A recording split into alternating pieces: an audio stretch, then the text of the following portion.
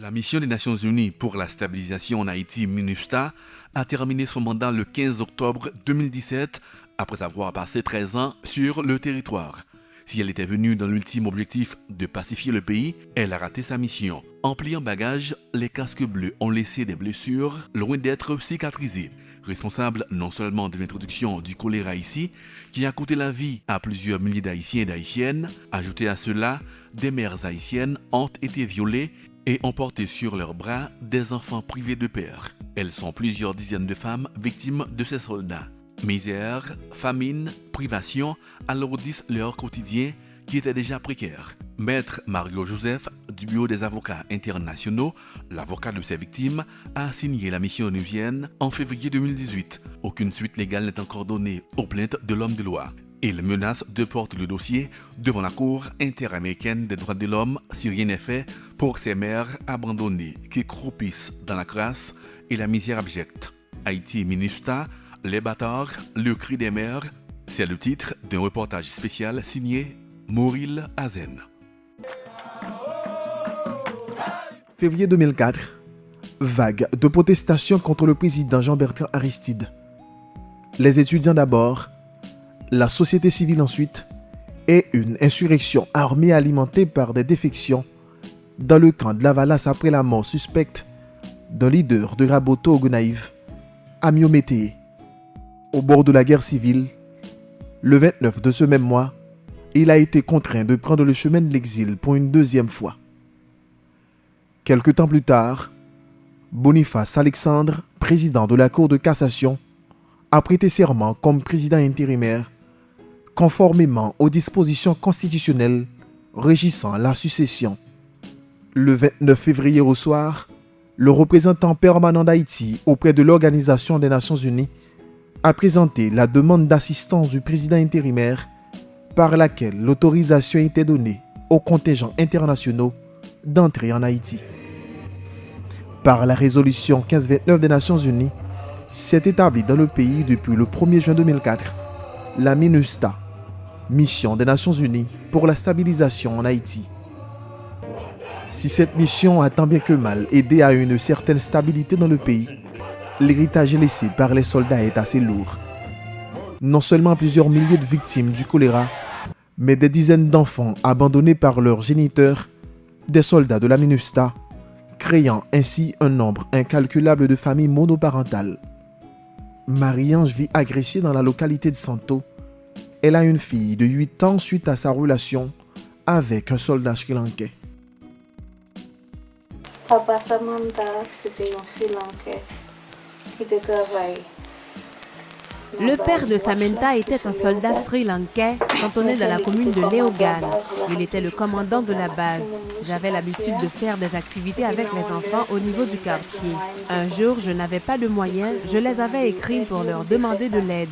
Je l'avais fait un 17 décembre, ils m'ont répondu et la fête était en 24. Ils étaient venus assister et participer à la fête.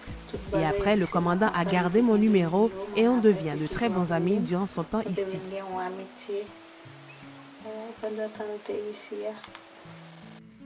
En fin de mission, le soldat a quitté le pays quelque temps après la grossesse de Marie-Ange. C'était le début de son calvaire avec la naissance de Samantha. Sans moyens, sans aide et sans support, sans nouvelles de son amant, sa vie a basculé. Un véritable enfer.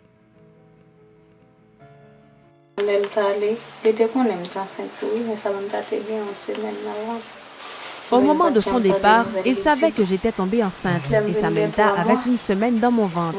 Je n'avais jamais eu de ses nouvelles.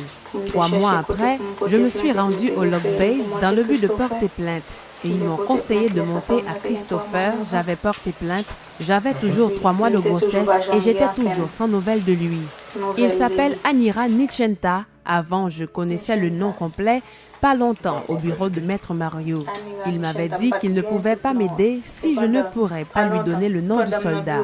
Les responsables de Log Base ont ordonné aux sécurités de ne plus le recevoir. Dans le sud du pays, plus particulièrement dans la commune de Port-Salut, des soldats uruguayens ont laissé pas moins de 5 enfants. Ébénite Saint-Cyr était jardinière avant de rencontrer le soldat uruguayen. de leur relation amoureuse, un petit garçon a vu le jour. Quand j'avais rencontré le monsieur, j'étais jardinière. Je professe le métier, mais ça ne peut pas prendre soin de moi. Mais c'est avec cela que je vis. Je suis dans une situation difficile parce que ce que je reçois ne peut pas m'aider à prendre soin de l'enfant.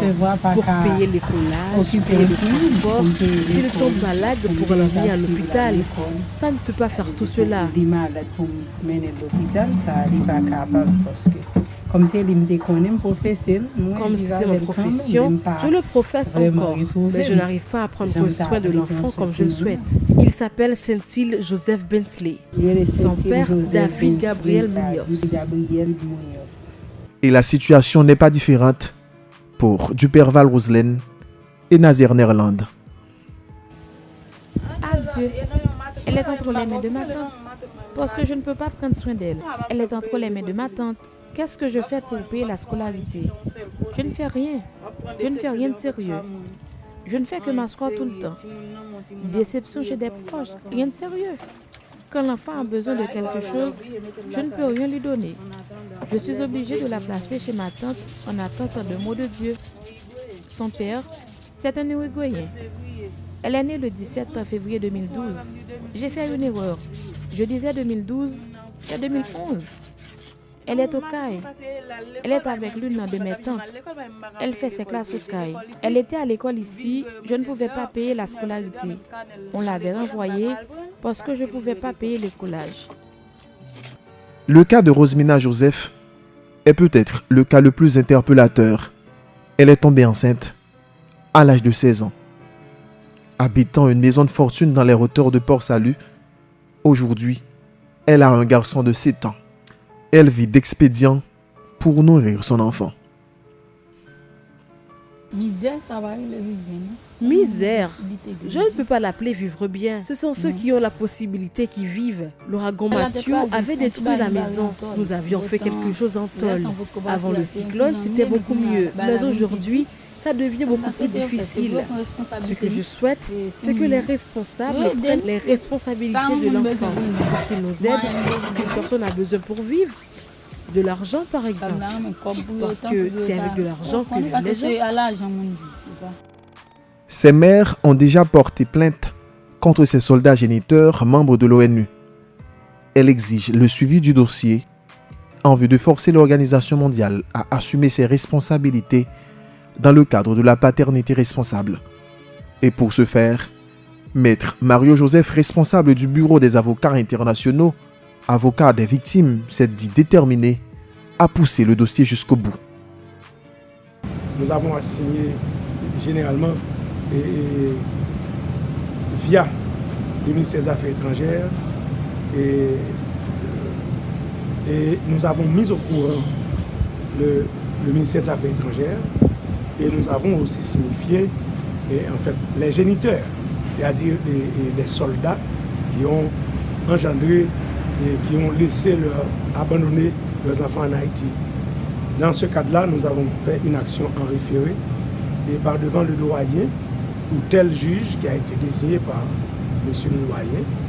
Et nous avons plaidé et maintenant nous sommes en train de recevoir, nous attendons les jugements des juges des référés, soit à Jacmel et deux portions de dossier par devant le tribunal de première instance de Port-au-Prince. En 2010 et 2012 a été votée dans les deux branches du Parlement haïtien la loi sur la paternité responsable, laquelle doit faire obligation aux pères de se responsabiliser par rapport à leurs enfants. Mais le dossier des bâtards est complexe puisque les géniteurs de la MINUSTAH ne sont pas assujettis aux lois haïtiennes. Le cri des mères ne laisse pas pour autant indifférentes les organisations de droits humains. Jocelyne Colanoël est directrice exécutive de la Commission épiscopale Justice et Paix de l'archidiocèse de Port-au-Prince. Tout géniteur doit prendre soin de son fils. Et dans le cas des agents de la MINUSTAH, nous croyons qu'il faut qu'il y ait des démarches pour que ces enfants puissent trouver accompagnement et support de leur père pour qu'ils puissent continuer à évoluer. et support papa yo pour yo capable continuer et évoluer. Et nous croyons que les instances, comme la mini-juste qui est là, doivent s'en assurer, comme c'est un dossier que l'on doit prendre en considération, le traiter comme ça doit être pour que de sérieuses réponses soient données. Prendre en considération, traiter, je dois traiter pour capable gagner réponse et sérieux qui baille sous ça. C'est tout ce que nous pouvons dire à cette question. Du côté des autorités haïtiennes, le cri de ces femmes semble se perdre dans l'écho des revendications sans lendemain. Le ministre de la Justice, Rudy Ali, n'a pas voulu intervenir sur la question malgré notre insistance. Il en est de même pour le ministre des Affaires étrangères, Antonio Rodrigue. Plus que jamais déterminé comme dans le cas du choléra, Maître Mario Joseph ne compte pas abandonner la bataille qu'il entame pour que justice soit faite à ses victimes. Il promet de porter le dossier par devant toutes les instances internationales en vue de faire respecter le droit de ces femmes doublement victimes. La détermination, c'est notre dénominateur commun. Et donc, dans tous nos dossiers en tant qu'avocats, nous allons jusqu'au bout. Donc, maintenant, nous sommes en Haïti avec ce dossier des casques bleus qui ont abandonné leurs enfants sans une pension alimentaire, mais nous parlons encore avec des collègues, des amis dans les pays, soit en Uruguay, en Argentine et dans d'autres pays, pour voir si nous pouvons trouver de l'entraide judiciaire, et aussi nous pouvons trouver un cabinet d'avocats qui pourrait accepter ces cas. Donc c'est là où nous sommes. Donc nous sommes vraiment assez déterminés parce que c'est pas à nous, c'est pas notre détermination, mais c'est la loi, ce sont les conventions. Et est-ce que les Haïtiens, les petits Haïtiens, ils doivent jouir de la convention relative aux droits des enfants? De la MINUSTA à la MINUSJUST, le cri de ces mères retentisse à travers tout le pays. Le mépris des autorités onusiennes vis-à-vis de ces femmes découragées et l'insouciance des autorités haïtiennes face à leur calvaire compliquent leur situation. Ces mamans solo jonglent entre gestion du quotidien, misère, peur, déception et leur propre vie sentimentale pour assurer l'épanouissement de leurs enfants bâtards. D'un autre côté, imaginez un enfant évoluant sans jamais rencontrer son père, de surcroît un étranger. Qui apportera une réponse au cri de désespoir de ces mères, incapables d'expliquer à leurs enfants les raisons de l'absence de leur père?